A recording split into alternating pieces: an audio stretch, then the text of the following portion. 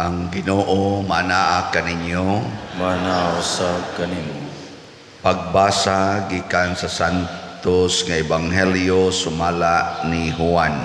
Himayaon ikaw o Ginoo. Samtang naglakaw si Jesus, nakita niya ang usa ka tawo nga buta sukad pa sa iyang pagkahimugso. Human siya makasulti niini, si Jesus miluwa sa yuta ug nagmasa siya glapok ginamit ang laway. Unya gihidhira niya sa lapok ang mata sa tao ug giingnan lakaw panghilamos didto sa linaw sa Siloe. Kining ngalan nagkahulugan pinadala. Busa milakaw ang tao og nanghilamos og unya mibalik siya nga makakita na. Unya ang iyang mga silingan og ang mga tao nga nakakita kaniya nga nagpakilimos sa wala pa siya maayo nangutana, dili ba mao kini ang tao nga kaniadto nagpunay lingkod ug nagpakilimos? May miingon mao kana siya, apan ang uban miingon dili, pareho lamang sila hitsura. Busa ang tao mitug-an, ako bitaw. Unya ilang gidala ngadto sa mga Pariseo ang tao nga kaniadto buta.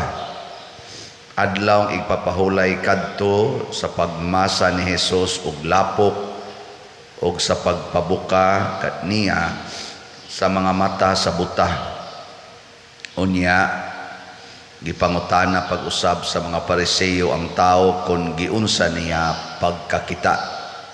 Ug siya miingon kanila, gibutangan niya glapok ang akong mata ug unya nang hilamos ako ug karon makakita na ako.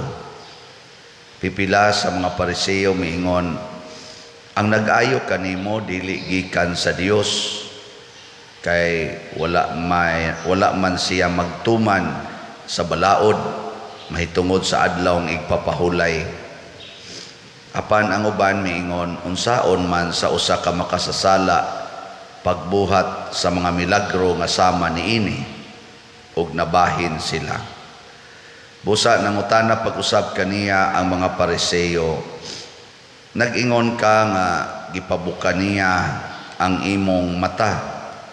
Kung tinuod kini, unsa may imong ikasulti mahitungod kaniya? Ang tao mitubag siya usa ka propeta.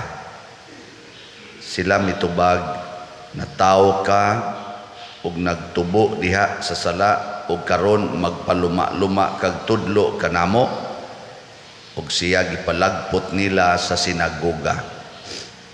Si Jesus nakabalita nga siya ilang gipalagpot sa sinagoga. Kunya hikit-an niya ang tao o giingnan, mituo ka ba sa anak sa tao? Ang tao mitubag, Sir, tug-ani ako kung kinsa siya, aron motuo ako kaniya. Si Jesus miingon, nakakita na ikaw kaniya ug siya ang nakigsulti kanimo karon. Mituo ako Ginoo, ang tao miingon. Ug unya miluhod siya sa atubangan ni Jesus. Si Jesus miingon, mianhi ako niining kalibutana aron paghukom, aron ang mga buta makakita ug kadtong makakita mga buta. Pipila sa mga Pariseo nga didto uban kaniya nakadungog sa iyang pagsulti niini ug sila nangutana kaniya, mga buta ba di ay usab kami? Si Jesus mitubag, kun buta pa kamo, wala unta kamoy sala. Apan kay nag-ingon man kamo nga makakita kamo, nan sad-an kamo. ang Ebanghelyo sa Ginoo.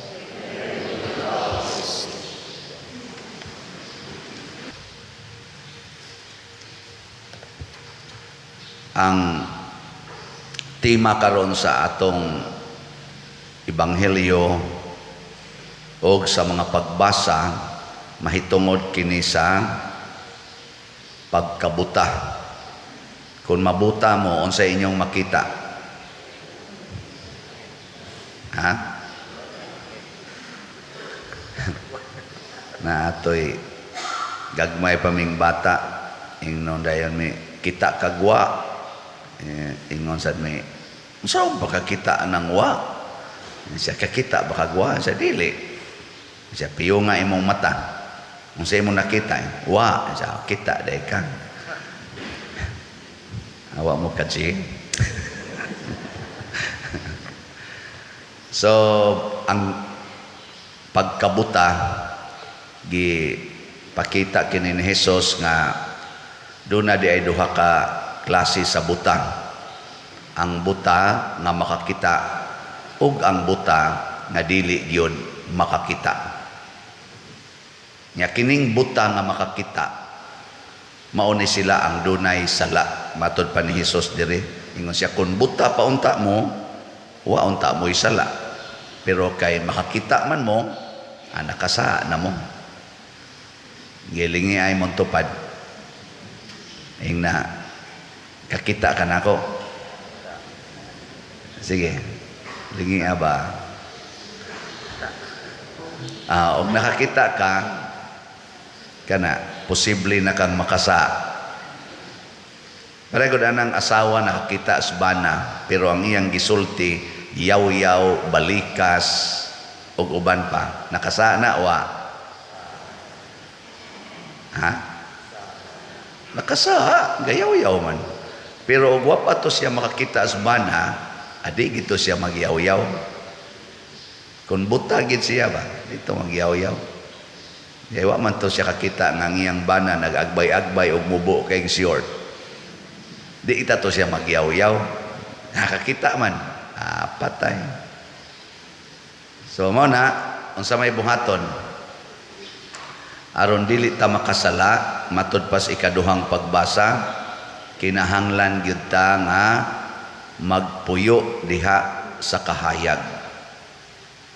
Kita kuno mga anak sa Ginoo or gisagop sa Ginoo, mga anak nas kahayag, kinahanglan magpuyo ta nga iya sa kahayag.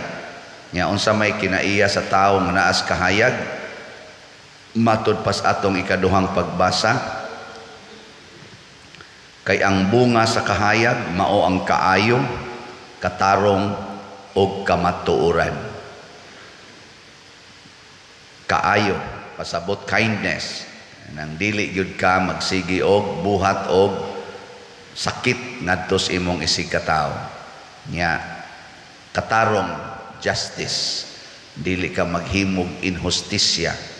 Dayon kamatuoran, truth, dili ta mamakak. Kini bitang pagpangangkon aning mga butang sa kalibutan, pagpangangkon aning atong lawas, pagpangangkon aning mga yuta, hastang tubig giangko na, hastang hangin gipangangko na. Mao gid ni hinungdan nga nagkagubuta, kay wa na ta magpuyo sa kamatuoran. Bisan kamong mga asawa o mga bana, suway ragog angko ng inyong asawa o kana inyong bana, magkagubot gyud mo. Gitawag na pagka-possessive. Kana bang ma-possess na nato ba?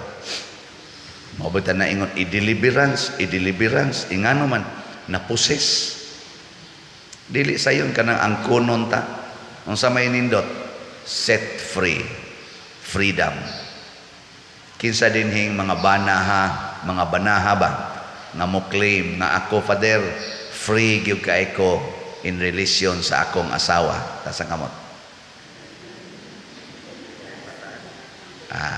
Why freedom, mga asawa, mga buangon. Kinsa sa dinhing asawaha nga moingon, ako, Father, free gyud kay ko in relation to my husband. Tasa kamot. Polos-polos gyud mo buang mo. Kamusang mga ginikanan, set free your children. Ano ba? Ayaw ang kuna nga imo na. Iya nas Ginoo. Nya tagaig higayon ang Ginoo nga mo hatag sad og kinabuhi sa inyong anak. Kamusang mga anak, set free your parents. Saon man ay sad mo pag dependent. Mo nang mga bata karon murag obligado ang mga anak, ang mga ginikanan nga mobuhi nila.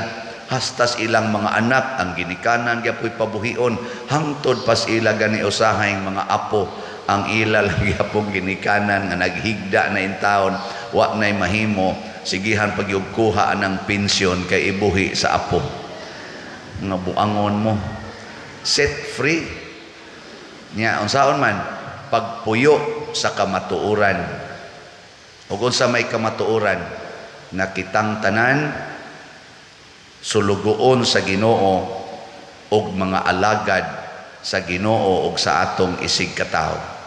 Alagad. Muna si David nangalagad. Diyos nun ang iyang pagpangalagad sa iyang pamilya. Siya ray gibutang dito yung tawag bantay atong ilang mga hayop.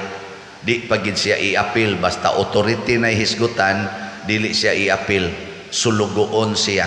Sa gibuhat sa Ginoo gihimo siyang hari. Mao na kana mga tao nga magpuyo sa kamatuoran nga mahimong sulugoon og alagad labi na gid sa simbahan tagaan din as Ginoo og talagsaon nga kalipay. Kana bang kalipay nga dili ikahatag niining kalibutana. Pero nang namalit na tog slots unsa man na nagpuyo nas kamatuoran nakakita siya nga ang iya di ay kwarta sobra para sa iyang basic needs o niya iyang gishare nganhi sa simbahan wa ginipalit nato dinhi nga wa magmalipayon kana pang nipalit og slot ba para ani atong project wa gyoy nipalit nga dili malipayon bisan pagdaghan kaing problema nga tinitext na ko karong bago pader mupalit yung kong slot kay sukad ko nagsigig palit ang akong problema migaan pero wa makuhai ang akong problema daghan lang yapon kong problema pero nigaan ang akong paminaw kana dako na kay nang kuanoy dako na kay nang grasya daghan kay diha gamay ra kay problema moambak nas building nga ikaw gitamukan kag problema ngisingisi lang ka imong bana nangabit imong anak misuyop niya ikaw pagyud na dimot sa trabaho napadyog kay sakit nga gibati di na sayon mo palit og slot alipay kayo hay imong bana day tapas kabit katawa bagas may imong anak bago pagyog ni suyop imong sakit siya okay ba ya stage 2 naman ana makain ko nayapag man siya ano man siya magsige manig smile doon na di ay kalipay nga gibati diri sa sulod kay naa na siya nagpuyo sa kahayag way malipay des kangit-ngit oy muna salamat sa nagpuyo sa kahayag namalit na tog slot kay ang atong halin sa atong SBF dag niabot na og 10,086 slots ang atong halin. Pakpak. Yes. Nahihinay lang taan eh. Pero napay 65,914 ka slots. Tag 500 per slot ani. Nya katong atong bag-o nga special slots para sa atong celebration sa Holy Week. Kung sa tingan ato atong special slot sagid may kalibutan God's protection healing and joy GPHJ tag 100 rani per slot so ang atong halin as of yesterday niabot na og 3,482 ka slots pakpak yapon na apay 41,518 slots nga available. Tag 100 ra ni per slot. Bisag asa ani imong paliton tungod sa imong gugma o pagpuyo sa kamatuoran nga ikaw usa ka nga kita usa ka alagad, maghatag ni og kalipay sa ato dinhing simbahan, og in return maghatag sa nig kalipay nganha kanimo. Og mao kini ang pamaagis Ginoo nga iya tang tagbahon basta dili sad ta mohikaw sa atong isig katawo. Kana bita mga hangol kayo og kwarta, kanang sigig paningil ana mga utang, tanawang mga naong. Tanawa mga naong ba? Malipayon ba? Malipayon? Dili. Mao na nga si Kristo iyag yung ayohon ang atong mata, pero ang pinakanindot nga atong itugyan sa Ginoo kinig yung pag-ayo unta sa atong spiritual blindness, ang pagkabuta nato sa atong kalag. Kana bang di nata kakita nga kita di ay sumusunod sa Ginoo, nga kita di ay giatiman sa Ginoo. Murabag ang atong makita nga kita na lang gyud nagatiman sa atong kaugalingon, kita'y nagtan-aw kunuhay sa atong future. Ang Ginoo mo'y nagbantay nato Mao bitaw na nga naa sa atong tubag sa Salmo, sa atong tubag, magbalantay kanako ang Ginoo, wala nay magmakulang pa kanako. Wa na tay pangitaon basta ang Ginoo mo'y magbantay, mao'y maggiya nato unsay atong buhaton. Parehas bisag asa pa eskwela pananglitan. Di karon saron ting board exam baron. No? Mga teachers board exam kay daghan man tong gapa blessing nako. Das mga ballpen, mga kanang lapis, unsa pa to ilang ipamda. Nako ayaw na pa-blessing kamoy akong blessingan niya unsa man andam na mong mahagbong so simbako pa dito simbako. Nako di ba nangutan ako andam na ba mong mahagbong kay mao man ay kamatuoran og muti ka og exam. Nganong imo mang i-deny, nganong magpabuta-buta man kadiha nga kamatuoran man na og muti ka og exam, naay mo pasar, naasay mahagbong. Nganong imo man ang i-deny? Mamoto ako silang itudloan dire. Nagduko in town. Paita din, mahagbong na lang. Wa sa kumingong mahagbong ka, andam bakang mahagbong. Kay kung mo pasar ka magsikan, yes, gidungog Diyos Ginoo akong pagampo. Wa dito magampo ka itong nangahagbong, nga dungan sa nimog take og exam. Ana, yaon sa may angay hunahunaon, nako mo take imong exam kamatuoran. Unsa may kamatuoran nga dili mo mao ang PRC. Ang PRC mo ay magbuot kinsay mahagbong, kinsay mo pasar. Ang inyo mao ang pag-take sa exam. Kutob lang diha. So paglipay mo basta makatake mo sa exam. Di kay mo ka-take sa exam kana mag-uol ka kay wa nimo mabuhat ang kamatuoran. Di ba? Prago ninyo mga asawa, kung sa may kamatuoran, nga naamoy bana. Pagpakaasawa sa imong bana. Di ba? Nya kay nangabit man siya. Wa man na makapawagtang sa imong pagkaasawa. Pagpakaasawa lang yapon sa nangabit nimong bana. Kamatuoran na. Nganong magpakadalaga man ka, nga asawa naman ka. Di ba? Nya gulang naman ka, di naman yung kasiksi, dawata na lang po. Ay na lang pagpapiting-piting, diha kay mang lisbok naman ang mga dili angay mo. Lahi man gito katong 18, 16, 20, aris 30. Iglapas ni mog 30, nanay mang bukol diha, nanay mo lupyak diha. Lahi na kay natanahon. Di ba, dawatang kamatuoran ba? Apay yun ako god, o pananglitan yun, o guway mo palit og slot, nanang mag-uol man ko nga, kamatuoran man gina, na maligya ko ta, usahay paliton, usahay dili. Nya kamo sang nakadungog, nga naigibaligya nga slot, ang kamatuoran sad, nga mo palit sad mo.